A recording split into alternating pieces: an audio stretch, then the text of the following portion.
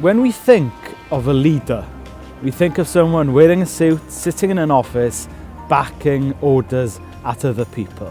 But I want us to see leadership as something different. I want us to see a leader as someone who pulls people together, pulls up his sleeves and gets involved with the work himself. One of the roles of the leader is to identify the need and identify what team players can achieve what.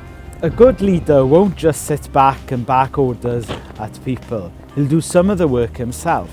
But a good leader also will know not to take too much upon himself, and he'll know where he needs to delegate. Delegation is an important skill of the leader.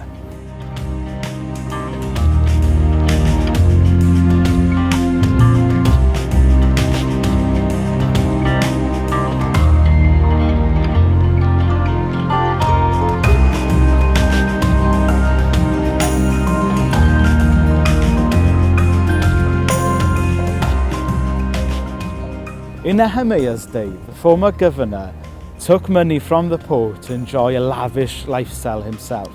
But Nehemiah was different. He identified with the poor, with the needy, with the people in Jerusalem. Can you think of examples where the church and the leaders of the church can identify with ordinary people rather than rule over people and take advantage of people?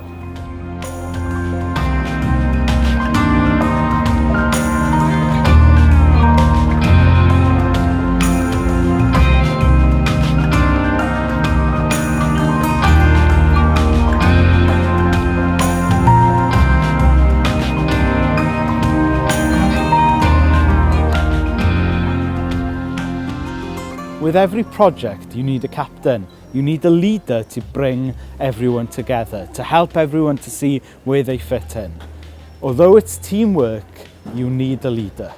So perhaps you can take time now to identify who are the leaders amongst you, remembering that the leader isn't necessarily the loudest person in the room.